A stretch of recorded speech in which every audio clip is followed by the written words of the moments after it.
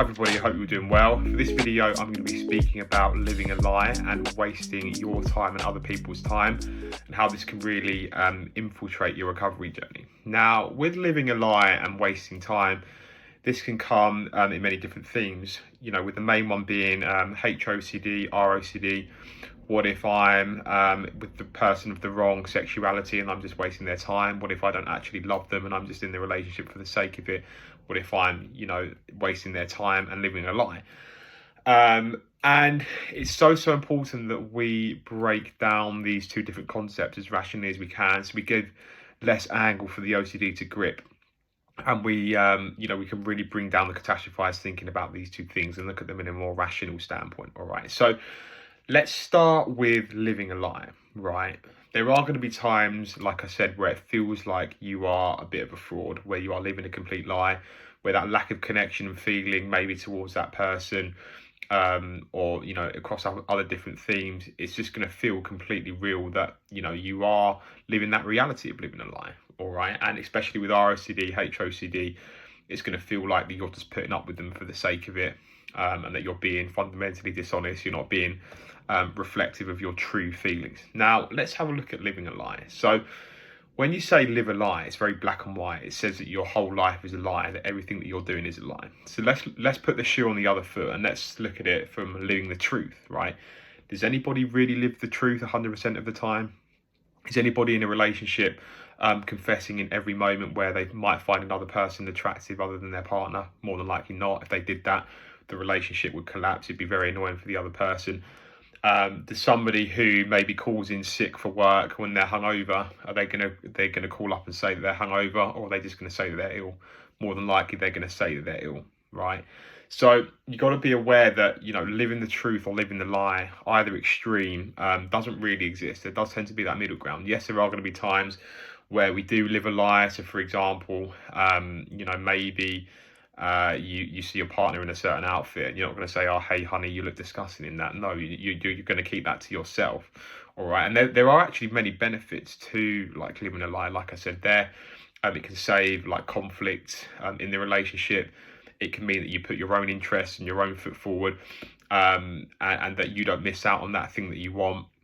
And of course, lying if you use lying all the time, of course, that can be quite detrimental. But lying isn't inherently a bad thing, and there can be times where lying will actually, help you. And this is where, the moral aspect comes in here, especially with OCD. I've got to be completely truthful and authentic with my partner. I can't lie. If I live a lie, that means I'm a bad person. But that inherently isn't the problem. It's your perspective about that which is the problem. That moral aspect and where that ties in with the good and bad person.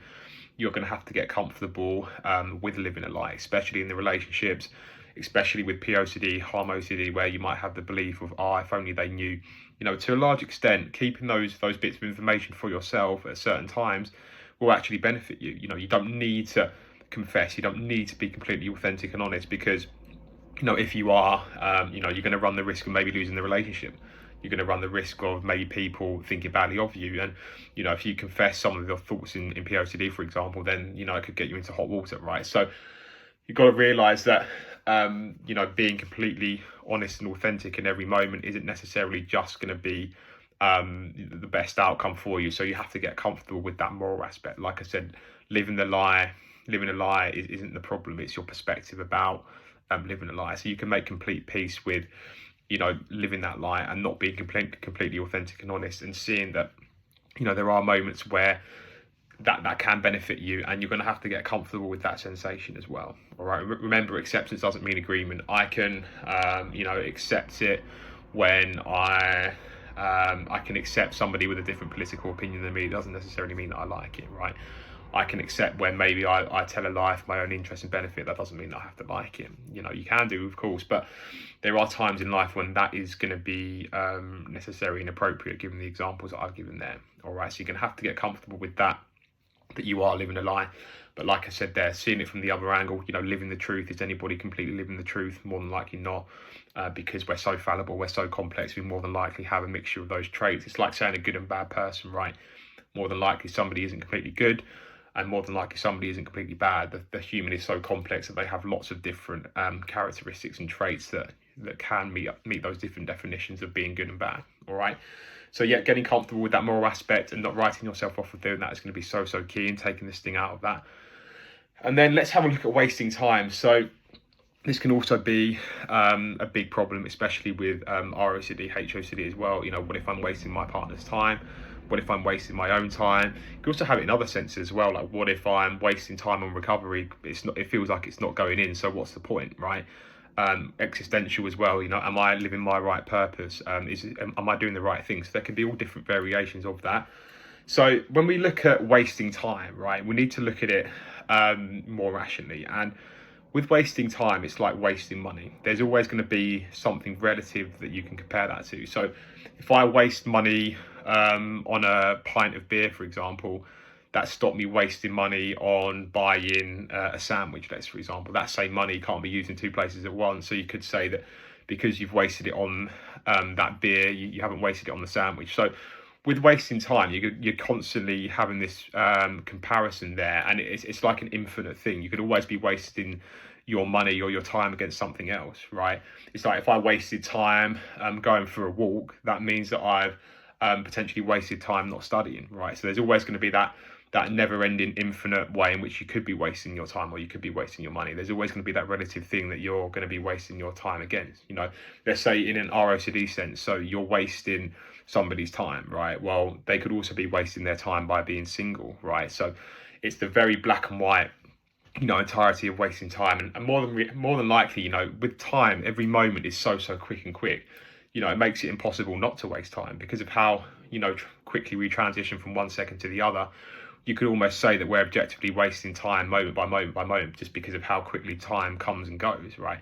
So it's like a never-ending thing. So I think it's important to realise that by default, just by being a human being, we are going to naturally be wasting time because of the actual units of time themselves. But the fact that there's also always going to be something that we could be wasting our time against. There's always going to be something that we could be measuring in terms of how we're wasting our time. So that's like a never-ending concept. So yeah, the reality is that you will be wasting time. You know, whether you're single, whether you're in a relationship, whether you're on the recovery journey, or whether you're not.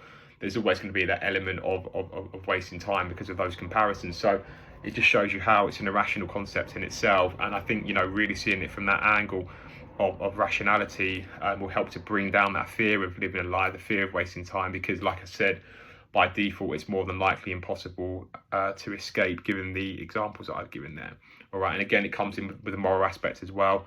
What if I waste the other person's time? Again, you can accept yourself if you do waste other people's time. You know, think about the amount of times where people get their time wasted.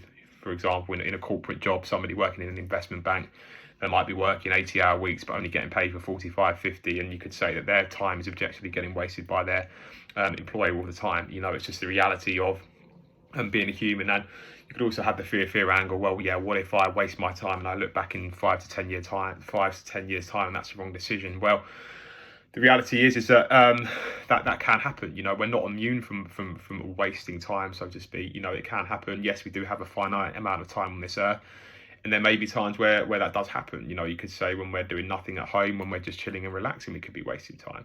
You know, but somebody else who really likes doing that, they might not necessarily say that they're wasting time because that's time well spent. You know, wasting time is also a very subjective thing. It doesn't come with a label of, oh, you are wasting time. No, there's some subjectivity here that is also there. You know, somebody wasting time in the gym, another person who doesn't like that might not think, or they might think that they're wasting their time, but the person who likes the gym might think they're not wasting their time well spent. So again, it's these wishy-washy definitions that you have to be aware of. But yeah, of course, it's also breaking that down with unconditional self and life acceptance, even if I was living a lie, even if I was wasting time. But like I've said there, it's a very wishy-washy term.